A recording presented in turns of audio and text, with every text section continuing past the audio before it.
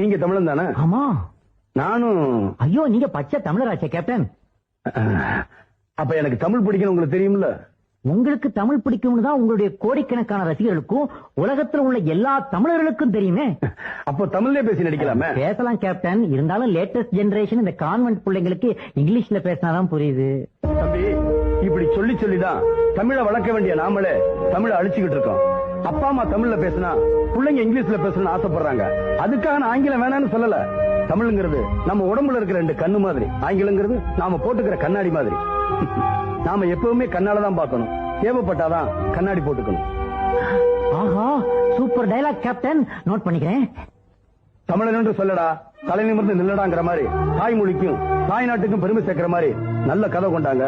நான் நிச்சயமா நடிச்சுட்டேன். சரி கேப்டன். இன்றைக்கும் என்றைக்கும் நீ எங்கள் நெஞ்சத்தில்